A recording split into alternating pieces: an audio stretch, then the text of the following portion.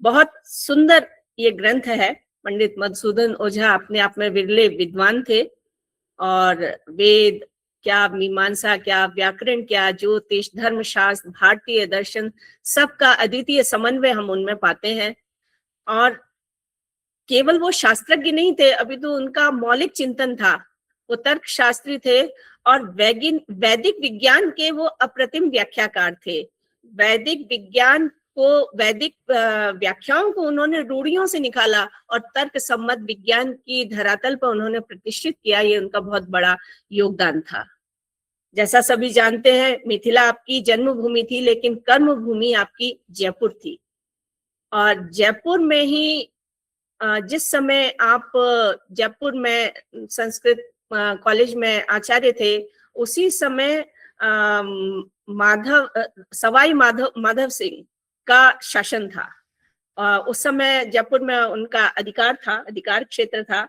तो कहते हैं कि एक बार एडवर्ड सप्तम के राज्याभिषेक में उनको आमंत्रित किया गया था और इस संबंध में विदेश यात्रा के बिना ये संभव नहीं था।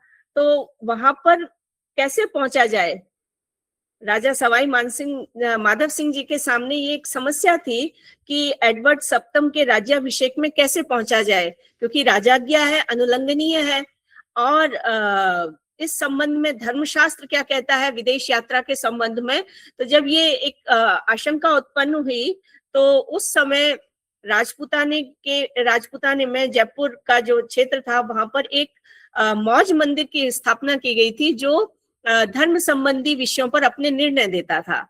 तो ये विचार उनके सामने, मौज मंदिर के पारंपरिक पंडितों के सामने जब प्रश्न उपस्थित किया गया कि भाई विदेश यात्रा है, समुद्र यात्रा करनी है, तो ये धर्म सम्मत है या नहीं है, तो एक मत से मौज मंदिर के जो पारंपरिक पंडित थे, उन्होंने निषेध कर दिया कि विदेश यात्रा, विशेष रूप से ये जो समुद्र यात्रा की चर्चा हुई है, ये प्रश्न हुआ है, ये शास्त्र सम्मत नहीं है। तो जब ये निषेध ही हो गया, तो ये विचार फिर मधुसूदन ओझा के पास गया। पंडित मधुसूदन ओझा सवाई माधव सिंह जी के सलाहकार थे।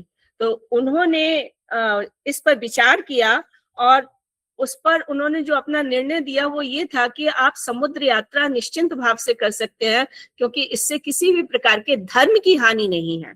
धर्म की हानि करके अनुमति नहीं दी उन्होंने, धर्म की हानि नहीं है। उन्होंने वैज्ञानिक दृष्टि से इस पर विचार किया और उसको सवाई माधव सिंह जी को उन्होंने कहा कि आप यात्रा कर सकते हैं, इसमें कोई धर्म की हानि नहीं होगी। तो इस पर सवाई माधव सिंह जी ने उनसे भी निवेदन किया कि आप भी हमारे साथ इस राज्याभिषेक समारोह में चलें। तो उनके अनुरोध पर 1902 के आसपास का ये घटनाक्रम है। 1902 के आसपास सवाई माधव सिंह के साथ पंडित मधुसूदन ओझा ने भी इंग्लैंड की यात्रा की थी। जब वो वापस आ गए वहां से, तो ये प्रश्न फिर उठा कि वो पंक्ति पावन रह सकते हैं या नहीं रह सकते हैं। तो इस प्रश्न के निवारण के लिए पंडित मधुसूदन ओझा ने, कहते हैं, ये प्रत्यंत प्रस्थान मीमांसा नाम का एक ग्रंथ लिखा था, जो समुद्र यात्रा जैसे विवादास्पद विषय पर वेद, स्मृति, पुराण, मीमांसा के प्रमाणों का निष्पक्ष रूप से परीक्षण करता है और प्रतिपादित करता है कि धर्म का निर्णय रूढ़ि या परंपराओं से नहीं किया जा सकता। यदि वेद जिसको निषिद्ध नहीं मान रहे हैं, वेदों में यदि जिस आचार विचार के लिए निषेध नहीं किया गया है, तो वो यदि स्मृति इत्यादि में, क्योंकि स्मृतियां अनेक हैं और समय के अनुसार बनती रही हैं, तो स्मृतियों में तो परिवर्तन संभव है, लेकिन वेद विचार में परिवर्तन संभव नहीं है। तो उस अकाट्य प्रमाण को आधार बनाकर उन्होंने ये प्रमाणित किया कि प्रत्यंत प्रस्थान मीमांसा के अंतर्गत वो सारे विषय उठाए, वो सारी जिज्ञासाएं उठाई जो समुद्र यात्रा पर आक्षेप लग सकते थे, और फिर उनका क्रमशः एक एक कर समाधान प्रस्तुत किया। तो मुझे जो अंश दिया है वो आरंभिक वाला अंश है। प्रत्यंत प्रस्थान मीमांसा का जो प्रथम प्रकरण है, उसके उस पर चिंतन करने का मेरे से अनुरोध किया गया था, और उसका जो समाधान पक्ष है वो आचार्य धनंजय वासुदेव द्विवेदी जी के मुख से आप सुन चुके हैं। तो हम आरंभ करते हैं कि ये प्रथम प्रकरण विदेश यात्रा के संबंध में क्या आक्षेप रखता है, पूर्व पक्ष को रखता है, और समाधान जो है वो आपने अभी देखा। तो सबसे पहले जैसा कि ग्रंथ निर्माण का जो एक हमारी पद्धति है, परंपरा है कि मंगलाचरण से हम किसी बात को आरंभ करते हैं, तो इस ग्रंथ का आरंभ भी मंगलाचरण से किया है। और मंगलाचरण में अष्टमूर्ति शिव की उपासना है, शिव का वंदन है। तो कहते हैं आत्मा भूमिर भवनम पवनः पवमान तो कब चलोगे बे? रविरित यस्य हि तनवा दुरिताद अवताद अनारतम स शिवः। वह शिव हमारी निरंतर दुरिताद, पापों से रक्षा करें, अनिष्टों से रक्षा करें, जो कैसे हैं? आत्मा रूप है, भूमि यानी पृथ्वी रूप, भुवन पवन, पवमान गगन और सूर्य रूप है। ऐसे शिव के ये जो तनु है, शरीर है, ये आपकी हमारी रक्षा करें। तनवो ही दुरिताद अवताद अनारतम स शिवा, वह शिव। जैसे हम अभिज्ञान शाकुंतलम के आरंभ में देखते हैं, या सृष्टि सृष्टुराध्या के रूप में अष्टमूर्ति शिव की वंदना की है, उसी प्रकार यहाँ पर शिव का वंदन किया गया है। और जो इससे ध्वनि निकल रही है, चूंकि मैं साहित्य की विद्यार्थी हूँ, साहित्य का अध्ययन, यहाँ पर आपको साहित्य भी बहुत सुंदर दिखाई देगा। तो इस शिव स्तुति के माध्यम से, अष्टमूर्ति शिव की वंदना के माध्यम से ओझा जी ने यह भी ध्वनित किया है कि जब शिव कण कण में व्याप्त है, जब शिव भूमि से लेकर अंतरिक्ष तक और इस सृष्टि के कण कण में, जल में, भूमि में, अंतरिक्ष में, पवमान में, सूर्य में, सर्वत्र उसी की व्याप्ति है, तो ऐसा कौन सा देश होगा जो उससे अस्पृश्य होगा, उसकी व्याप्ति से रहित होगा? तो ऐसा कौन सा देश है जहां यात्रा और प्रवास वर्जित हो? तो मंगलाचरण के माध्यम से ही यहाँ पर ओझा जी ने ये एक ध्वनित कर दिया है कि यात्रा के लिए, प्रवास के लिए कोई स्थान वर्ज्य नहीं होता है, यदि अपने धर्म का पालन करते हुए वहां पर आप निवास कर रहे हैं या यात्रा कर रहे हैं। इसके पश्चात वो लिखते हैं कि यदि धर्म रक्षा करने वाले, कुछ इसको हम एक तरह से अनुबंध चतुष्टय भी कह सकते हैं, कि प्रत्यंत देशम व्रजताम आर्याणाम धर्म रक्षिणाम यह प्रस्थान मीमांसा धर्मा धर्मो विवेचयेत्। कि धर्म की रक्षा करने वाले जो हमारे आर्यजन हैं, उनको यदि विदेश यात्रा करना है तो वह विदेश यात्रा धर्म के अनुकूल है या धर्म के विरुद्ध है। धर्मा धर्मो, ये जो धर्म के अनुकूलता, धर्म के उसकी विरुद्धता का प्रश्न है, वो यहाँ पर विवेचना का विषय है। प्रत्यंत प्रस्थान मीमांसा नामक पुस्तक के माध्यम से उसका विचार यहाँ पर किया जा रहा है, उस पर विवेचना की जा रही है। तो इस तरह से यहाँ पर अनुबंध चतुष्टय भी आ गया है, क्योंकि अनुबंध चतुष्टय में अधिकारी, विषय, संबंध और प्रयोजन, ये 4 तत्व होते हैं। तो आर्यजन जो प्रत्यंत देश जाने के इच्छुक हैं, वह आर्यजन इस ग्रंथ के अधिकारी हैं। प्रत्यंत प्रस्थान मीमांसा ये इसका विषय है, और धर्माधर्म विचार इसका प्रयोजन है, कि प्रत्यंत प्रस्थान धर्म सम्मत है या धर्म विरुद्ध है, ये यहाँ पर प्रयोजन है। जैसा कि हम पूर्व व्याख्यान में सुन चुके हैं कि जो देश मलेच्छ देश है, उस मलेच्छ देश के लिए प्रत्यंत देश का प्रयोग किया गया है। और यदि इसका हम शाब्दिक निर्वचन देखें तो प्रतिगतो अंतः प्रत्यंतम, यानी समाप्त हो रही है हमारी सीमाएं जहां पर।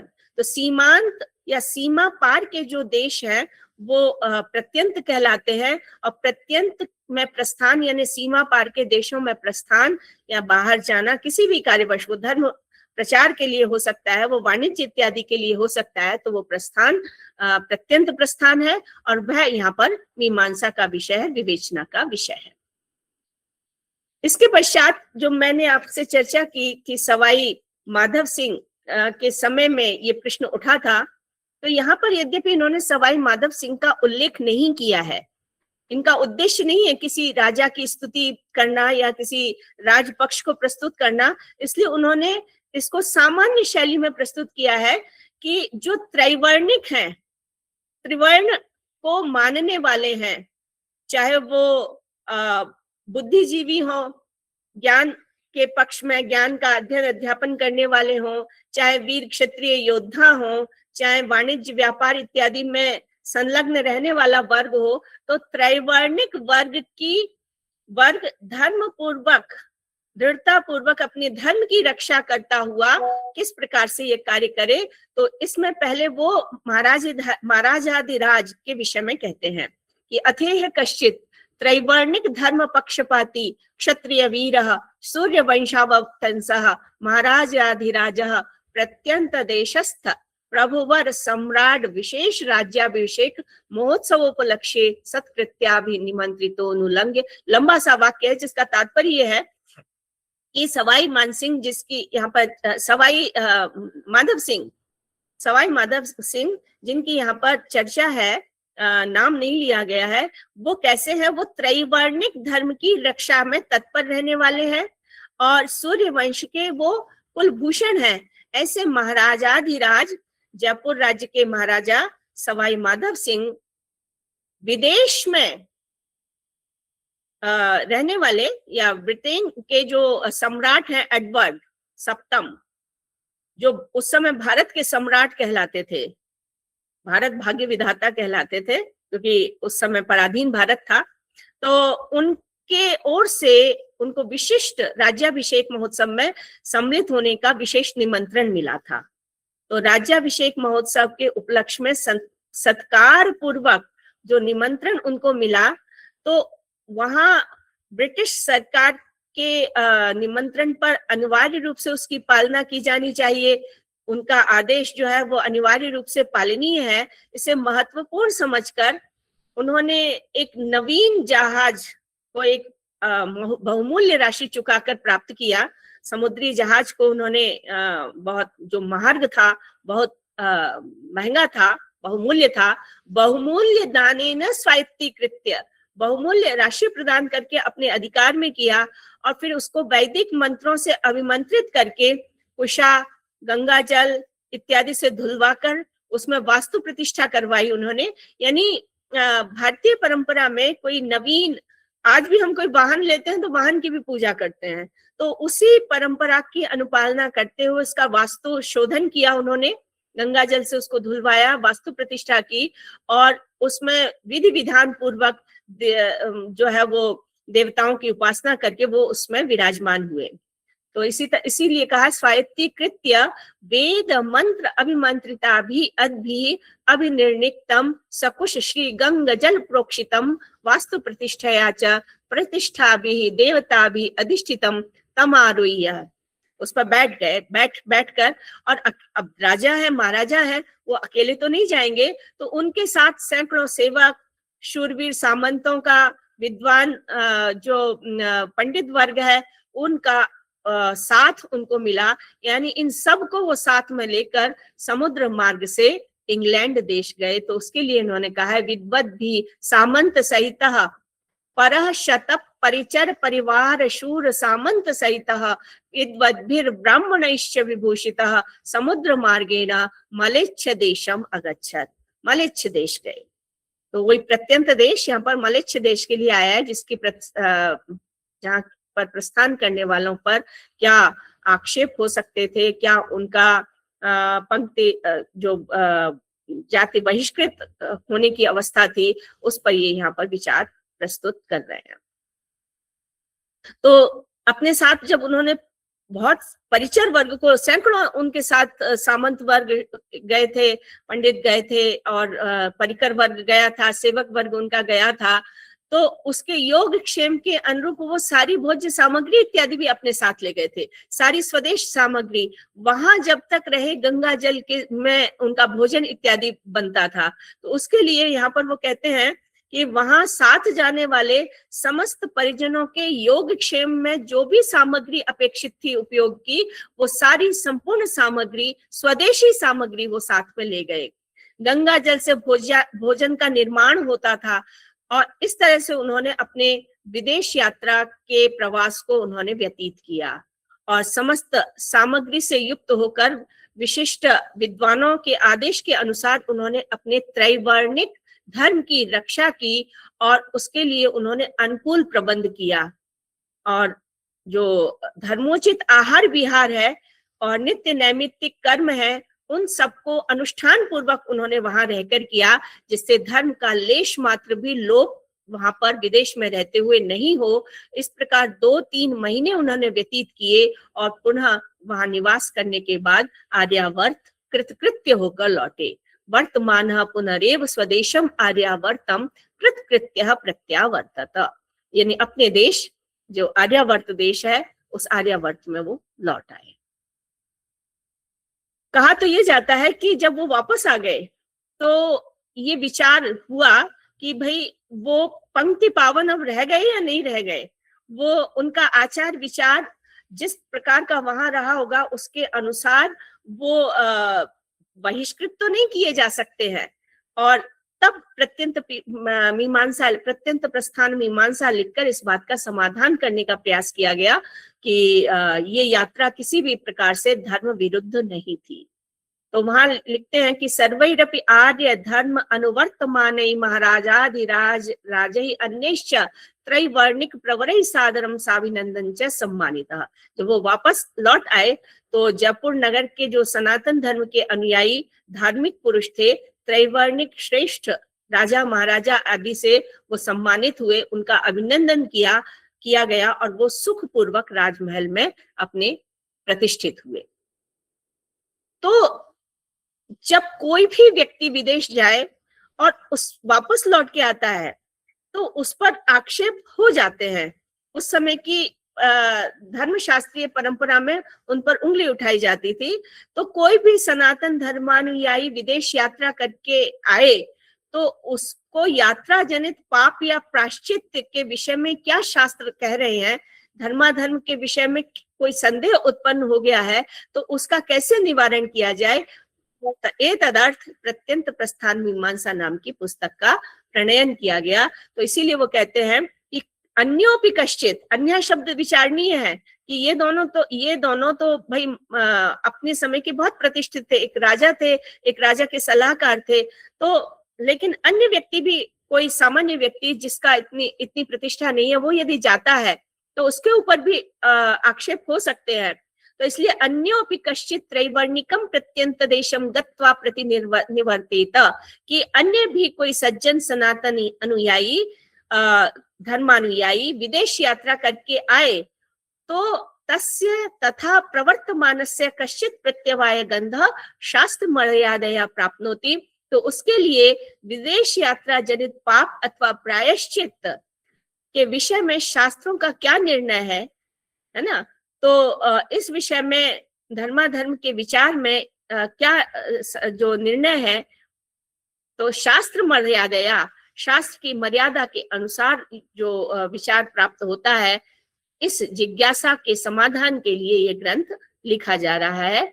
तो ये इनका जो महत्वपूर्ण उद्देश्य है कि जो भी शंकाएं उत्पन्न हो सकती हैं या उत्पन्न होती रही हैं, उनका समाधान प्रत्यंत प्रस्थान मीमांसा के माध्यम से मिल जाए। तो सबसे पहले तो आक्षेप क्या क्या हो सकते हैं, इनकी चर्चा हमने संक्षेप में पूर्व व्याख्यान में सुनी थी।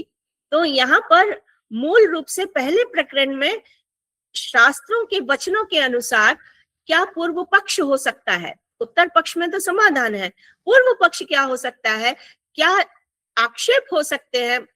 जो समुद्र यात्रा करते हैं उनको जो स्मृति इत्यादि वचन है, स्मृति वचनों से, धर्मशास्त्रीय प्रबंधों के उद्धरणों से यहाँ पर प्रस्तुत करने का प्रयास किया है, जिसका समाधान आप सुन चुके हैं।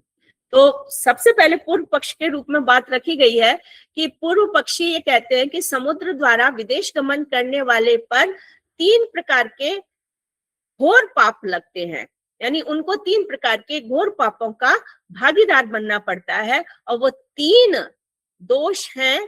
पहला है समुद्र यात्रा करने से उत्पन्न दोष, दूसरा है विदेश यात्रा का दोष, और तीसरा है पतित जनों के साथ संसर्ग का दोष। तत्र तावत एके प्रत्यवतिष्ठन्ते, उसमें पूर्व पक्षी इस प्रकार का अपना पक्ष रखते हैं कि समुद्रयाने प्रत्यंत देशम गतवतस्त्रैवर्णिकस्य अवश्यम त्रेधा महापातक संबंध संभाव्यते। ये 3 महापातक उनकी दृष्टि में है। समुद्र यात्रा निबंधनः, प्रत्यंत देश गमन निबंधनः, पतित संसर्ग निबंधनश्च।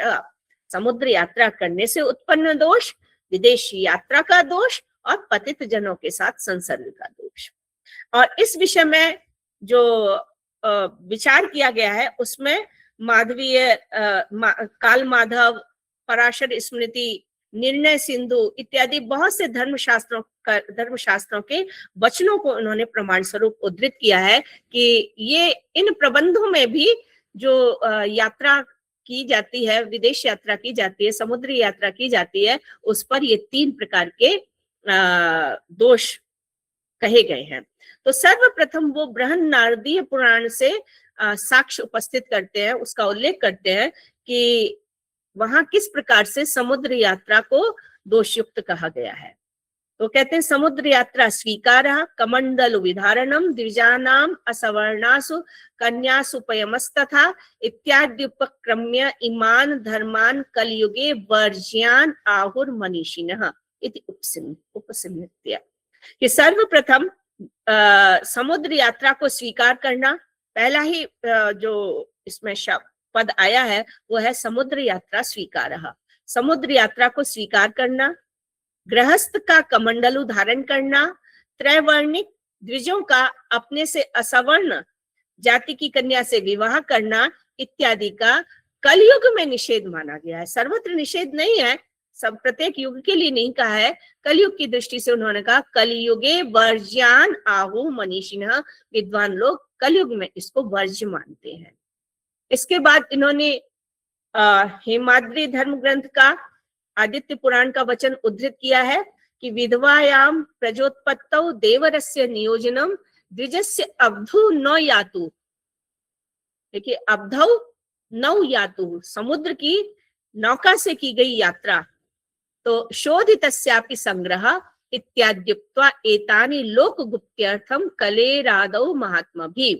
कि विधवायाम प्रजोत्पत्तौ, विधवा स्त्री में देवर इत्यादि से, देवर से नियोग के माध्यम से उत्पन्न की गई संतान, फिर द्विज का समुद्र यात्रा और नौगमन यानी नौकागमन समुद्र यात्रा के लिए, ये कलयुग में शोधन करने पर ही संग्रह करना चाहिए, अर्थात ये महापातक हैं और जब तक इनका प्रायश्चित नहीं होता तब तक ये दोष मुक्त नहीं हो सकते। तो दोष मुक्त कैसे होंगे? प्रायश्चित के माध्यम से। तो इस प्रकार कलयुग के आदि में प्राचीन विद्वान महापुरुषों ने लोक कल्याण के लिए कुछ निषिद्ध कर्मों की व्यवस्था की है और उसमें जो अब्धौ न यातु ये जो शब्द दिया है उसके लिए कहा है कि शोधितस्यापि संग्रह, ये शोधन किए जाने पर ही इनका पुनः ग्रहण हो सकता है, जाति में उनका आकलन फिर से पुनः किया जा सकता है। इसी तरह से आगे वो कहते हैं संस्कार कौस्तुभ में भी इस विषय में लिखा है कि नौका के द्वारा नौ यातु, नौका के द्वारा समुद्र यात्रा करने वाले द्विज का शोधन करके भी संग्रह नहीं।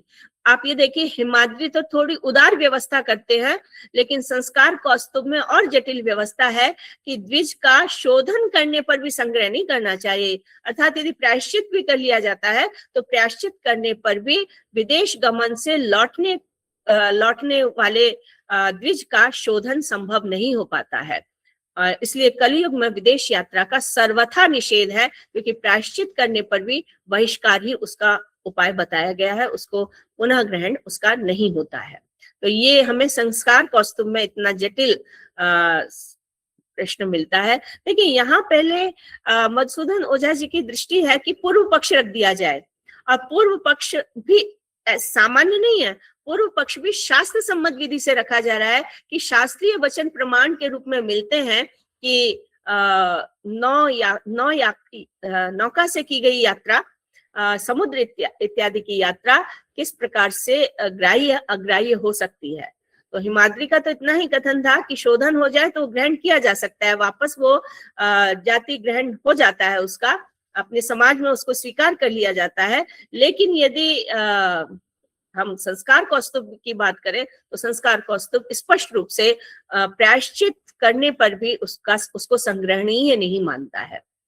भगवान मनुरप्याह, भगवान मनु ने भी कहा है, मनु का भी यहाँ पर इन्होंने संदर्भ दे दिया है। अगार दाही गरदह कुंडाशी सोम विक्रयी समुद्रयाई बंदी च तैलिकः कूटकारकः एतान विगर्हित आचरान अपांगतेयान द्विजाधमान द्विजाति प्रवरो विद्वान उभयत्र विवर्जये। उनका कहने का तात्पर्य है कि घरों में आग लगाने वाला अगार दाही, कोई किसी के घर में आग लगा देता है, वो गरदह जो जहर दे देता है, विष दे देता है किसी को, कुंडाशी जो जारक पुरुष के साथ भोजन करता है, सोम विक्रयी जो सोम रस का विक्रय करता है, इसी तरह से समुद्रयाई समुद्र यात्रा करने वाला जल यात्री, विष तेल बनाने वाला, विष युक्त वस्तु बनाने वाला, ये सभी निंदनीय कर्म है और ऐसे करने वाले द्विजों का जाति बहिष्कृत कर दिया जाता है और फिर इनको श्रौत स्मार्ट कर्मों में सम्मिलित न किया जाए।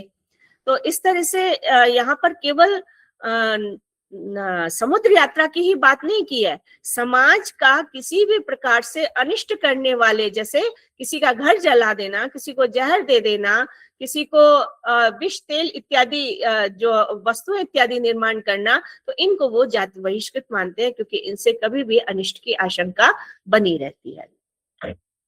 इसके अतिरिक्त आगे भी वो लिखते हैं, शुक्र शंख वशिष्ठ और मरीचि आदि के जो स्मृतियां हैं उनके साक्ष्य से उन्होंने अपनी बात लिखी है कि वेद को बेचने वाला, वेद को बेचने से तात्पर्य है पैसा लेकर वेद पढ़ाना इत्यादि, और फिर समुद्र पार यात्रा करने वाला तथा असमान वर्ण के लोगों को यज्ञ कराने वाले पतित होते हैं, और समुद्र यात्री कृतग्नि मार्ग एवं समय को नष्ट करने वाले, वेद निंदा तथा वेद निंदा करने वाले द्विज को श्राद्ध में भी नहीं बुलाना चाहिए। और पाराशर का वचन है कि समुद्र यात्रा करना ब्राह्मण के लिए शोभादायक नहीं है। यदि अज्ञानवश समुद्र यात्रा करनी भी पड़ जाए तो पुनः संस्कार करना चाहिए। इस तरह पाराशर ऋषि ने पुनः प्रायश्चित के माध्यम से संस्कार करने के बाद उसको ग्रहण करने की बात लिखी है। तो पाराशर, इसके आगे फिर माधवीय स्मृति इत्यादि का वचन हमें यहाँ पर मिलता है। माधवीय स्मृति का वचन मिलता है तो वहां पर भी प्रकारांतर से यही बात आई है। उसमें जो जो चीजें वर्ज कही गई हैं उनमें समुद्र यात्रा अवश्य उसमें स्थान पाती है। तो इसलिए जैसे बौधायन का वचन है कि समुद्र यात्रा, ब्राह्मण का धन लेना, भूमि विवाद, झूठ बोलना, सब प्रकार के व्यापार करना, शूद्र का सेवन करना, और इस प्रकार का मनुष्य जो है मतलब सब प्रकार के व्यापार करना, ये इनसे मनुष्य पतित हो जाता है। और आगे प्रायश्चित के विषय में वो कहते हैं कि दिन के चौथे प्रहर में भोजन करे, 3 बार जलपान करे, जगह जगह भ्रमण करता रहे। इस प्रकार जब वो 3 वर्ष तक व्यवहार करता है तो उपयुक्त पापों से उसको मुक्ति मिलती है। तो इसमें सबसे पहला स्थान उन्होंने समुद्र यान गमनम ब्राह्मणस्य न संशयते, इस प्रकार की पंक्ति लिखी है और उसको उन्होंने प्रत्यवाय का कारण माना है। तो यदि हम देखते हैं तो यहाँ पर हमारा जो है प्रथम प्रकरण समाप्त हो जाता है। तो प्रथम प्रकरण का जो निष्कर्ष है वो ये है कि 3 परिस्थितियों में जो है वो समुद्र यात्रा को उन्होंने दोषयुक्त माना है। कि समुद्र यात्रा करने से दोष उत्पन्न होता है, विदेश यात्रा का दोष लगता है और पतित जनों का संसर्ग वहां होता है। तो इसलिए समुद्र यात्रा पूर्व पक्ष की दृष्टि से यहाँ पर वर्ज्य है। हमें बार बार मैं ये बात को कहना चाह रही हूँ कि ये सिद्धांत पक्ष नहीं है, ये पूर्व पक्ष है। और उसके बाद सिद्धांत पक्ष हमने अभी सुना था कि उस आधार पर यदि मैं निष्कर्ष निकालूं, जो सिद्धांत पक्ष निकलता है वो ये है कि यदि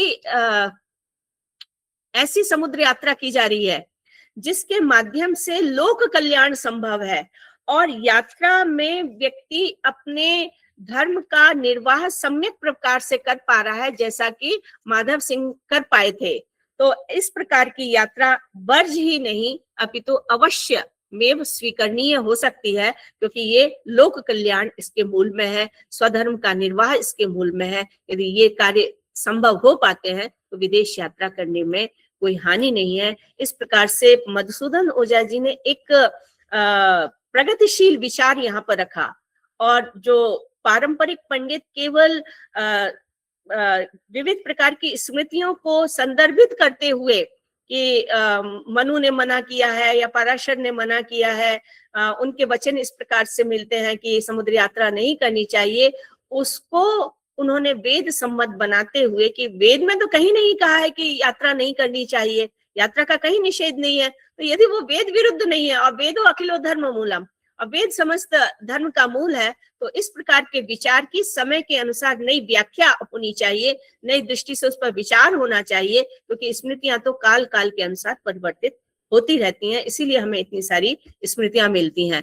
वेद हमें वही मिलते हैं जो हमेशा से थे, लेकिन स्मृतियां समय के अनुसार लिखी गई हैं, तो उनमें उनकी दृष्टि से उनकी नवीन व्याख्या संभव है।